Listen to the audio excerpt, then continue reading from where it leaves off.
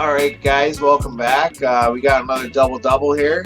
So it's me, Gymnastic, with my boy Ellis Johnson. Ellis, man, how you been? Oh, so good, man. Living the dream. Stoked for sports to come back, man. How about you? How you doing out there? Oh, I'm loving the life. Just missing football, so I threw the old Patty Mahomes on there, tossed around the pigskin sidearm, yelling, Pat Mahomes! Let me guess. You just became a Kansas fan like what? A couple months ago? Oh, yeah. Yeah. Back when the Nigerian nightmare was running through my head there. I've been a Chiefs fan since I was probably 6 years old. Yeah, all right, man. Fair enough. That's longer than I've been alive, so I got to give you some props on that, man. I'm just jealous. What can I say? I'm kind of a Bengals fan, so I mean, we just don't tell a lot of people that, but Joe Burrow's my guy, man. Oh, man. Love it. Oh, yeah. All right. So today I'm coming at you with another set of wide receivers and another set of running backs. You ready for them? Absolutely. Hit me. All right. I got wide receiver 42, switching teams. A guy that I like and I've written about, Brandin Cooks. Or wide receiver 47, highly touted last year in rookie drafts, going as the 101 to 103 range. N'Keal Harry. Who do you got? All right, man.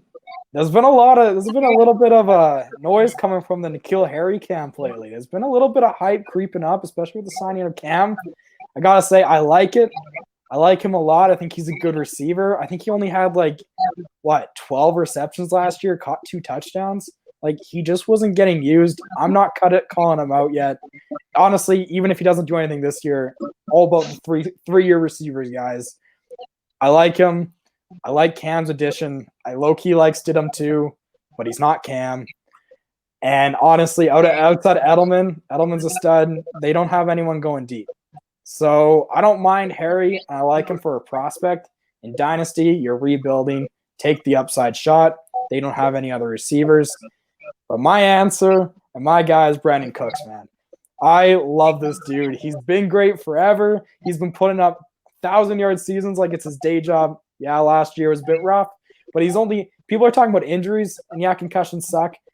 Last year was the first year in his career, I believe, he missed more than 1 game outside of his rookie season. But he's actually not that injury prone. Yes, concussions are reassuring, but he plays games. He also sucked last year. But his last 4 years, putting up 1,000-yard seasons, 3 different teams. Now he's going to the Texans. I love that offense. I know that's kind of gross, but the defense sucks. They're going to be getting in shootouts. I might have Deshaun Watson as my QB1, but I see that jersey, so I don't know if I want to say that too loud. But I think the guy's going to be hucking. He's going to put the team on his back. The O-line sucks. He's going to be rushing. David Johnson can't run between the tackles. He's going to be dumping it off. He has deep threats. Will Fuller is a sweet receiver when he's healthy. Brandin Cooks, to me, the fact he's going that late with that upside, I draft him as a WR2 in redraft all day long with that upside if I can get a solid roster out of it. Love it, man. Love it. You hit on a lot of points that I wrote about in the latest article that I dropped a couple weeks ago. Moving on, I got an interesting pair of running backs that have some questions of their own. At running back 24, with a general ADP of 80th overall in startup dynasties, you got the walnut backcracker, James Conner. Or at running back 25, with a general ADP of 85th off the board in Dynasty Superflex, Chris Carson. Who do you got? All right, man. Interesting. You're picking some injury guys for me. I can get behind that. Man, I love both these guys. As people. Chris Carson seems great. Going 7th round guy to what he's been doing. Always underrated, always underdrafted in fantasy. James Conner, hard not to like the guy. He's jacked. You see that book cover? But he's back, it's massive, man. but both have their injury risk. Carson, there's talk that he might not even be healthy, I believe, for week 1, but he should be. The signing of Hyde kind of is a bit interesting, but Hyde's come out and said, you know what, Carson's the guy. No questions about it. Connor, on the other hand, kind of like we were talking before about not having any talent to take away from Gurley. Connor, who does he have to take away from him? I don't really – Anthony McFarland, like, okay, cool. I don't really love the guy. Benny Snell, same sort of thing. Jalen Samuel, okay, he was a tight end. He can get some pass catching, but I'm not scared of those guys. Every time Connor's been on the field and been healthy, he's been a workhorse. That team, I hate the Steelers. I'm a Bengals fan, but that team does produce good running backs. Now, if I got to choose between the two, though, I'm scared about Connor's injuries. I got to go Carson. Seattle, they're just rock solid at the run game. Carson's the guy. Penny's just kind of a compliment. He's not even going to be healthy. I'm taking Carson, but they both have their injury risk. Carson just seems the most steady for me. Love it, man. You tricked me. I thought you were going Connor there. I like Connor, man. What can I say? It's just a bit too much. Yeah, man, the way you talked him up, I was like getting ready to pencil in Connor as the winner of that battle, and then he gave the old floopity floop at the end there and threw the Chris Carson at me. I'm like, oh shit. Keeping you on your toes, man. Like I said, it's that book cover. It got me kind of excited, but I can't stray away from fantasy. But I love it, man. I love it. All right, man. Who you hitting me with? All right, my turn to come at you. Let's switch it up. Let's start with some running backs this time. How about that? Now, we're talking about some younger guys. Let's go even younger. We got currently going as the running back 9 and the running back 10. We got probably your favorite, I'm guessing your answer with that jersey, Clyde Edwards-Helaire. And we got followed by the proven RB13 last year, I'm pretty sure, Josh Jacobs. Who are you taking, man? So, from a dynasty standpoint, I'm taking my boy Clyde Edwards-Helaire. As I broke it down with Connor on the AFC West episode, being a first-round draft pick in the Kansas City offense affords Kansas City to ease him in the first round, in the first year behind Damian Williams, and fully absorb that offense before unleashing him in year 2 through 5, being able to pick up his fifth-year option, enabling him to essentially be treated like a second-round pick, but fully absorbing the offense without having to take a major beating on his backbone there. So from a dynasty, I am all over Clyde Edwards-Helaire. From a redraft perspective, but those aren't redraft ADPs, as I looked at it myself. I knew who you were talking about. I would go Josh Jacobs because, like I said, I do expect Clyde Edwards-Helaire to be eased in to this offense. I do think there is a role for Damian Williams. The Chiefs haven't shied away from it.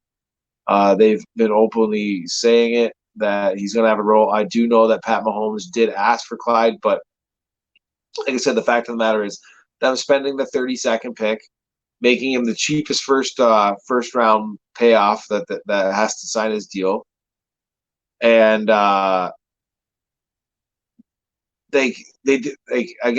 Chiefs aren't done with it. Like, just because you have an exceptional talent and they'll wait to have in the first round. Like, again, like, how many games did Pat Mahomes play as a rookie? Well, he didn't play at all, right? Alex Smith was the guy. Played one game week 17 against the Denver Broncos. But exactly, they eased him in. They made sure that Patrick Mahomes knew that complete offense, and it's different with a quarterback. But with a running back, it's going to take a beating. And if you can afford to just pepper him in while he's learning and ease the body to fully understand his blocks, his assignments, get him up to speed, up to stuff. That's an advantage that you got to take. So for me, from Dynasty, it's Clyde Edwards-Helaire all day. Also, I don't really trust the shoulder injuries with a pass catching running back that Josh Jacobs has exhibited last year. Fair enough, man. You know, I gotta agree with you. Normally, I love the proven talent, and that's why I'd be taking Jacobs. But the upside for Clyde, like, I was wrong about Kareem Hunt, and he was a third-round guy from Andy Reid, I'm pretty sure. This guy's a first-round guy. He's a pass catcher. Upside's hard to take Jacobs over him, but, you know, there is some risk just on the full fact that he's a rookie. Right? Anyways, man. Yeah, absolutely. Let's go into some receivers here. Speaking of rookies, let's keep it with a rookie here. I got two guys on the same team that are going back to back. Fairly deep. We got the receiver 78 and the receiver 79. Pretty sure it's just receivers. That's their ADPs. We got Devin Duvernay at 78. We got Miles Boykin at 79. Who are you taking, man? Oh man, really? They're that close? They're back to back. I just pulled it up, man. And Duvernay's actually is winning that? I mean, if you call one spot winning, I guess you're right, man. Well, I do. On the podium, the guy coming in ahead of you is the winner. But wow, that surprised me. So big play Duvernay, or my boy, the player profiler, Miles Boykin. I'm going with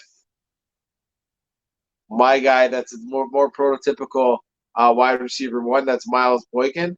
A lot of people have written him off. Apparently, wide receiver 79. Like that's insane. Yeah, no, man. Like if you look at his athleticism, you look at his numbers, pre-draft, they're off the charts. He did have an injury preseason that I don't think he ever fully recovered from. I'm sorry, as I alluded to previously with the San Francisco 49ers of that offense running through George Kittle. I do think the pass game does run through Mark Andrews. But I don't think there's this big jump for Hollywood Brown that everyone's thinking. So for me, I'm going big. I'm going Miles Boykin all day, every day on that. Are you kidding? I can't even believe they're that close and that the rookie's leading that. That's insane. And I'm going Miles Boykin. Yeah, it's just crazy. I do expect regression from Lamar Jackson too on the ground, but like my boy and your boy TNFF _ Smokey brings up a good point. You might see some more positive regression in the passing game, so there might be more targets to be had. And I think it's going to go to the guy that has been in the offense, especially with a COVID run off season with a lack of OTAs.